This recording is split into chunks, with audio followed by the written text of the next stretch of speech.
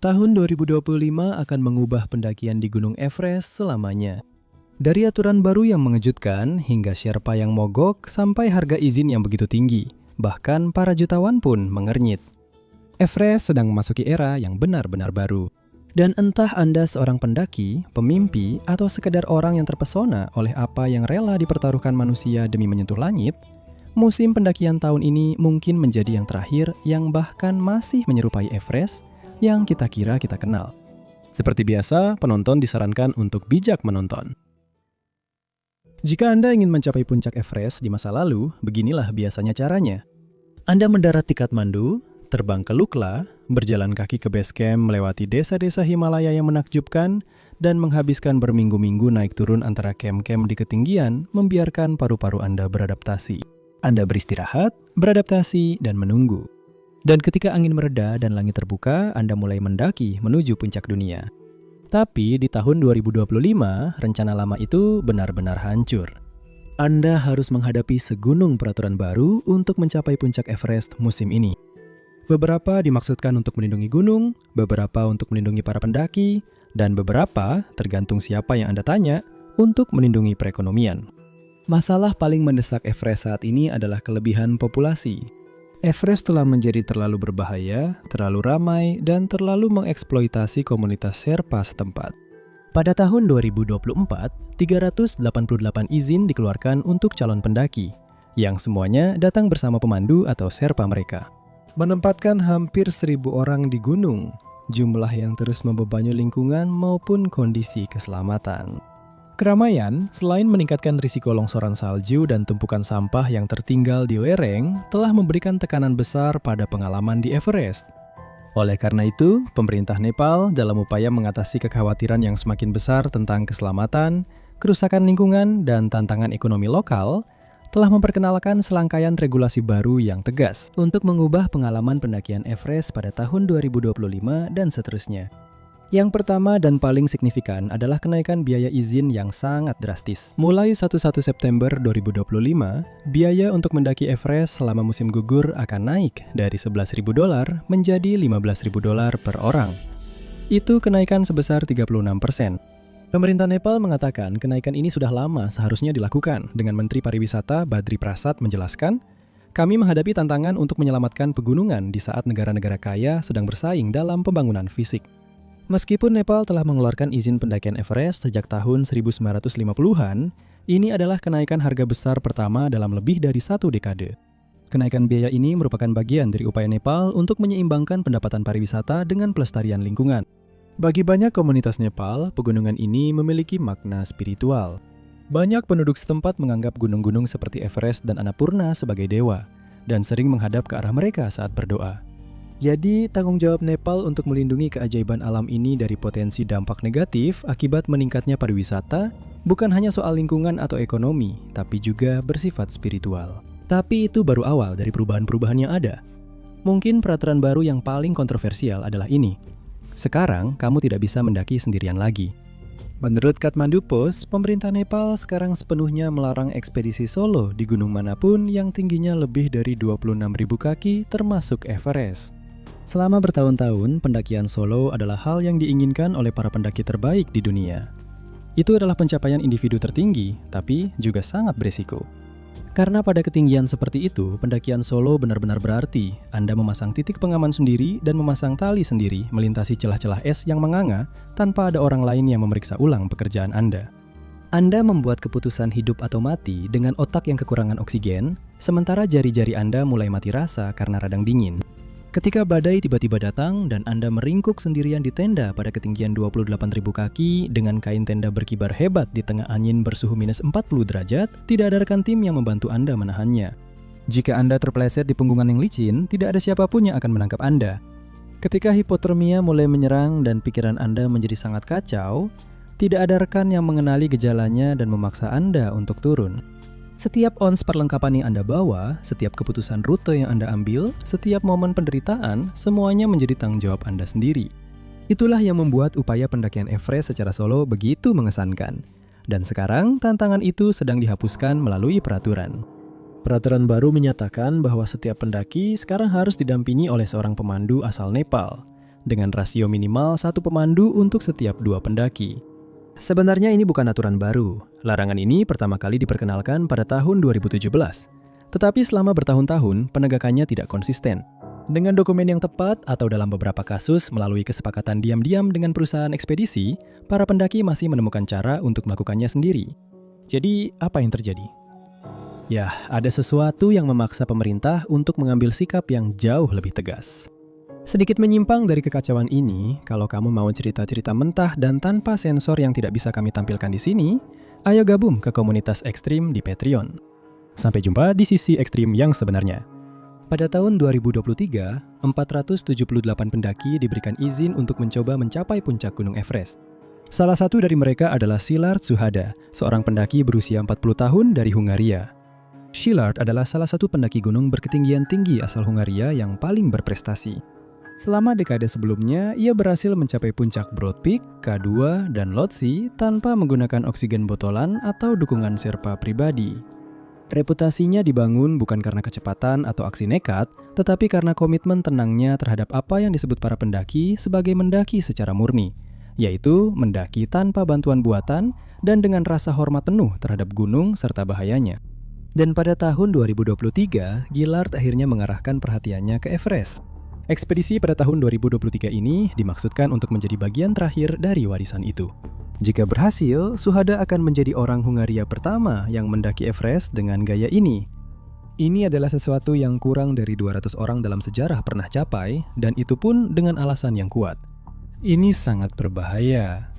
Tetap saja, dengan pengalaman luasnya, Suhada pasti merasakan kesiapan yang mendalam dan kegembiraan yang tenang saat ia bersiap untuk pendakian bersejarahnya. Pada April 2023, Suhada tiba di base camp Everest dan mulai melakukan persiapan dengan sangat teliti. Dia beraklimatisasi dengan hati-hati dan mendaki semakin tinggi di jalur standar South Col, mengikuti rencana yang sangat terperinci. Kemudian pada 21 Mei 2023, Szilárd memulai upaya terakhirnya untuk mencapai puncak. Sesuai dengan gayanya, dia mendaki tanpa Sherpa, tanpa oksigen botolan, dan tanpa dukungan fisik di gunung. Namun dia tidak sepenuhnya sendirian. Szilárd memiliki tim kecil yang berbasis di base camp Everest yang memantau kemajuannya dan tetap berkomunikasi dengannya melalui jadwal check-in yang telah ditentukan.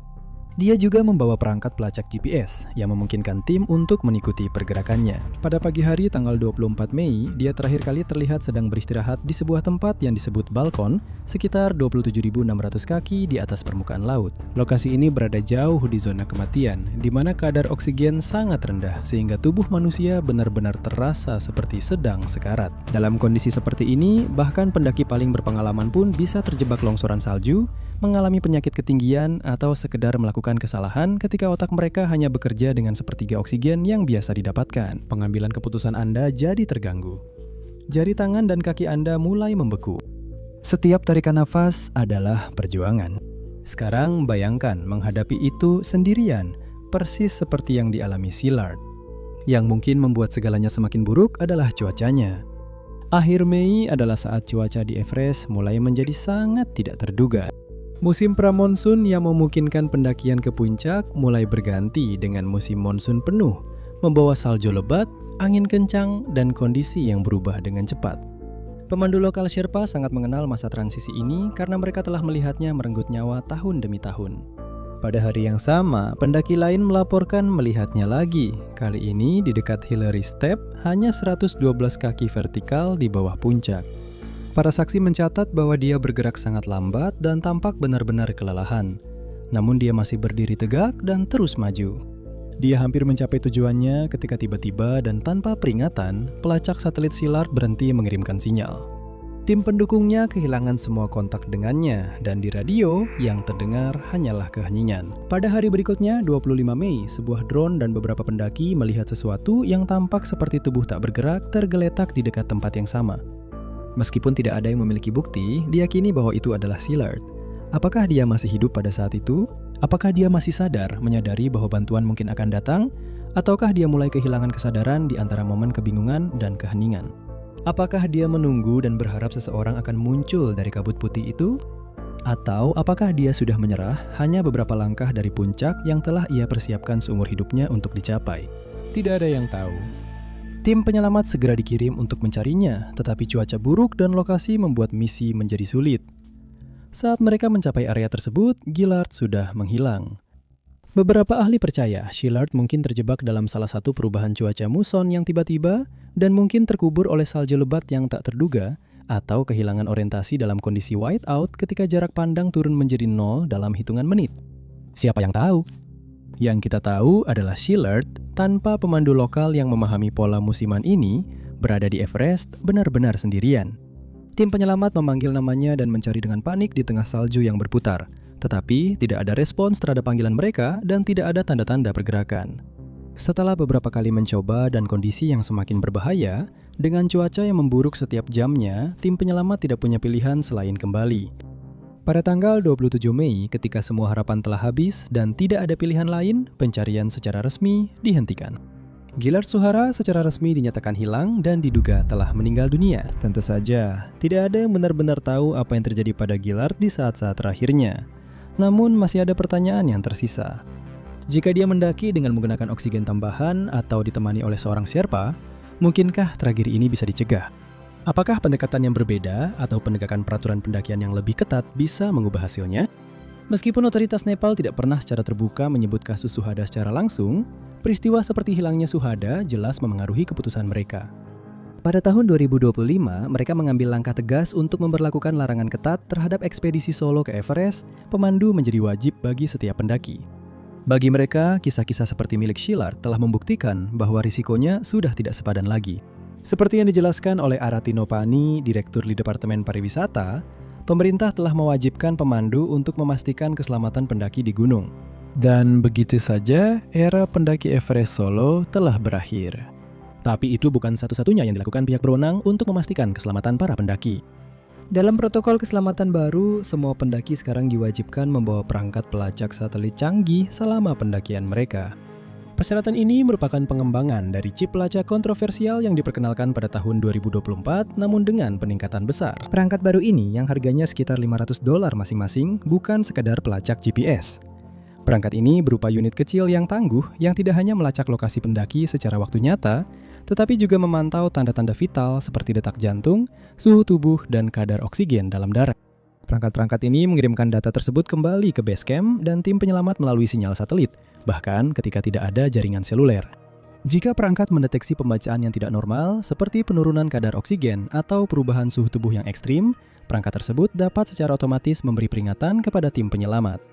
Pemerintah berharap peningkatan ini akan secara drastis mengurangi waktu yang dibutuhkan untuk menemukan dan menyelamatkan pendaki yang dalam bahaya, sehingga berpotensi menyelamatkan puluhan nyawa setiap tahunnya. Sekarang, berbicara tentang menyelamatkan nyawa, mari kita lihat perubahan terpenting di tahun 2025, yaitu perubahan yang memengaruhi tulang punggung sebenarnya dari ekspedisi Everest, yaitu komunitas Sherpa. Ketika orang memikirkan Gunung Everest, mereka sering membayangkan para pendaki, yaitu mereka yang berhasil mencapai puncak. Namun, pahlawan sejati di balik setiap pendakian yang sukses adalah para Sherpa, pahlawan tersembunyi di Everest. Sherpa adalah kelompok etnis dari wilayah Solakumbu di Nepal. Mereka telah tinggal di Himalaya selama berabad-abad di perbatasan Nepal dan Tibet. Himalaya adalah rumah mereka. Seiring waktu, mereka telah mengembangkan ciri fisik yang memungkinkan mereka bertahan hidup dan berkembang di lingkungan dataran tinggi. Tubuh mereka secara alami beradaptasi dengan kadar oksigen yang rendah, membuat mereka menjadi pendaki yang hebat. Hal ini membuat mereka sangat berharga dalam ekspedisi gunung, terutama di Everest. Sherpa memainkan dua peran utama di Everest, yaitu sebagai porter dan pemandu. Porter membawa perlengkapan berat seperti tenda, makanan, tabung oksigen, dan perlengkapan lainnya naik gunung dari base camp ke camp yang lebih tinggi. Banyak porter membawa beban hingga 40 hingga 50 kg, kadang-kadang melakukan beberapa perjalanan dalam satu musim. Sementara itu, pemandu Sherpa bertanggung jawab untuk memimpin para pendaki naik gunung. Mereka mengetahui rute, cara melewati bagian-bagian berbahaya, dan di mana harus memasang tali. Pemandu juga memastikan para pendaki tetap aman dengan memantau cuaca dan medan, serta memberikan instruksi penting. Seperti yang saya katakan sebelumnya, Himalaya adalah rumah mereka, sementara para pendaki asing menganggapnya sebagai tujuan utama hidup mereka, sebuah perjalanan, sebuah petualangan. Bagi Sherpa, ini adalah pekerjaan mereka. Mereka melakukan perjalanan naik turun Everest berkali-kali dalam satu musim. Untuk memahami seberapa keras Sherpa bekerja dan betapa pentingnya mereka, lihatlah dari sudut pandang ini. Ketika seorang pendaki asing berhasil mencapai puncak, mereka biasanya melewati Khumbu Icefall, yang merupakan salah satu bagian paling berbahaya dari jalur tersebut, hanya 2 atau 3 kali. Seorang Sherpa yang bekerja di ekspedisi yang sama, mereka mungkin melintasinya 20 hingga 30 kali dalam satu musim, membawa tabung oksigen, memasang tali, dan mengangkut peralatan ke camp yang lebih tinggi. Hitungannya brutal. Dari 335 orang yang meninggal di Everest antara tahun 1922 hingga Desember 2024, 129 diantaranya adalah Sherpa, atau sekitar sepertiga dari total. Ketika Anda mempertimbangkan bahwa Sherpa hanya merupakan persentase kecil dari total orang di Everest, tetapi menyumbang sepertiga dari tragedi ini, risikonya menjadi jelas. Peluang seperti itu akan benar-benar tidak dapat diterima di hampir semua profesi lain di dunia. Namun, meskipun menghadapi risiko besar, Sherpa dibayar jauh lebih sedikit daripada apa yang dibayarkan para pendaki untuk ekspedisi. Seorang pendaki bisa membayar hingga $100.000 untuk ekspedisi Everest mereka. Sementara itu, Sherpa biasanya mendapatkan antara $2.000 hingga $6.000 per musim. Kenyataan ekonomi yang keras ini telah menyebabkan ketidakpuasan yang semakin besar di kalangan komunitas Sherpa. Bisakah kamu bayangkan mempertaruhkan nyawamu 30 kali melewati salah satu bagian paling mematikan di gunung hanya untuk mendapatkan sebagian kecil dari apa yang diperoleh perusahaan ekspedisi asing? Bisakah kamu bayangkan membawa beban 100 pon melintasi medan yang mematikan di mana kamu hampir tidak bisa bernapas? Semua itu hanya untuk upah yang jauh lebih rendah daripada yang ditawarkan pekerjaan yang lebih aman. Selama beberapa dekade, ketidakseimbangan ini telah menjadi kenyataan yang tidak nyaman dalam pendakian Everest. Namun pada tahun 2025, semuanya akhirnya berubah. Di bawah peraturan baru, perusahaan ekspedisi harus memberikan upah yang jauh lebih tinggi untuk pemandu Sherpa dan staf pendukung. Mereka juga diwajibkan untuk memberikan asuransi kematian dan cedera dengan cakupan hingga 2 juta rupiah Nepal atau sekitar $14.400 untuk Sherpa yang bekerja di gunung. Persyaratan asuransi ini adalah hal yang sangat penting. Di masa lalu, ketika Sherpa meninggal di gunung, keluarga mereka seringkali hanya menerima kompensasi yang sangat minim. Di daerah di mana seorang Sherpa sering menjadi penopang bagi keluarga besar, kematian pencari nafkah bisa sangat menghancurkan secara ekonomi. Persyaratan asuransi yang baru memastikan bahwa keluarga tidak akan jatuh miskin jika terjadi tragedi. Perubahan-perubahan ini tidak terjadi begitu saja. Perubahan ini muncul setelah bertahun-tahun advokasi dari organisasi Sherpa dan ancaman mogok kerja selama musim pendakian tahun 2024. Ketika ancaman mogok kerja Sherpa membayangi Everest tahun lalu, hal itu mengguncang komunitas pendaki gunung. Tanpa Sherpa, ekspedisi komersial di Everest hampir tidak mungkin dilakukan. Pemerintah harus bertindak dan peraturan tahun 2025 merupakan respon mereka. Tapi, apakah itu akan cukup? Tapi itu bukan satu-satunya hal baru. Perubahan besar juga akan terjadi di base camp Everest. Dalam upaya mengurangi kemacetan yang semakin parah dan dampak lingkungan, peraturan baru akan membatasi ukuran dan jenis bangunan yang diizinkan di base camp. Hari-hari tenda mewah dengan layanan makan lengkap dan area hiburan sudah berakhir. Mulai tahun 2025, setiap ekspedisi akan dibatasi hanya menggunakan tenda tidur sederhana, tenda makan bersama, dan struktur pendukung yang penting saja. Kekhawatiran lingkungan juga sedang diatasi dengan kebijakan pengelolaan limbah yang lebih ketat. Ingat kantong kotoran yang saya perkenalkan di video saya sebelumnya berjudul Bagaimana tahun 2024 mengubah pendakian Gunung Everest selamanya? Nah, kantong-kantong itu akan tetap ada. Para pendaki masih diwajibkan untuk membawa kembali limbah manusia mereka turun dari gunung demi mencegah pencemaran lingkungan dan sumber air. Sistem pengelolaan limbah juga telah ditingkatkan. Para pendaki diwajibkan untuk membawa kembali setidaknya 18 pon limbah agar dapat mengambil kembali deposit mereka. Memastikan mereka bertanggung jawab untuk membuang limbah dengan benar. Setiap pendaki yang tidak mematuhi aturan ini bisa dikenai denda besar dan bahkan dilarang untuk mendaki di masa depan. Jangan lupa tentang peraturan helikopter yang kontroversial. Dalam beberapa tahun terakhir, penggunaan helikopter di wilayah Everest meningkat pesat dengan para pendaki kaya menggunakan helikopter untuk melewati perjalanan berat menuju camp dasar atau bahkan berpindah antar camp yang lebih tinggi. Praktik ini yang dikenal sebagai heli jumping telah dikritik karena memberikan keuntungan tidak adil bagi pendaki yang memiliki privilege dan berkontribusi pada polusi suara yang mengganggu satwa liar serta komunitas lokal. Peraturan baru ini bertujuan untuk membatasi penggunaan helikopter secara ketat hanya untuk evakuasi darurat dan pengiriman pasokan penting. Zona larangan terbang telah ditetapkan di atas camp dasar, kecuali untuk operasi penyelamatan dengan denda besar bagi pelanggaran. Namun mungkin perkembangan paling mutakhir untuk tahun 2025 adalah penggunaan drone yang diperluas untuk manajemen pasokan di Everest. Berdasarkan uji coba yang sukses pada tahun 2024, pemerintah Nepal telah menyetujui pengerahan armada drone ketinggian tinggi yang mampu mengirimkan pasokan penting ke kem-kem setinggi Kem 3 di ketinggian 23.500 kaki. Menurut laporan terbaru dari New York Times, drone khusus ini dapat membawa hingga 44 pon peralatan dan beroperasi dalam kondisi ekstrim di kem-kem yang lebih tinggi. Drone ini dirancang untuk mengurangi risiko yang dihadapi oleh pemandu Sherpa asli selama ekspedisi. Program drone ini memang agak kontroversial. Beberapa orang puritan mengatakan bahwa hal ini mengurangi tantangan asli Everest. Tetapi yang lain menyukainya karena potensi nyawa yang bisa diselamatkan, terutama di antara para Sherpa yang jauh lebih sering melewati bagian-bagian berbahaya dibandingkan pendaki asing.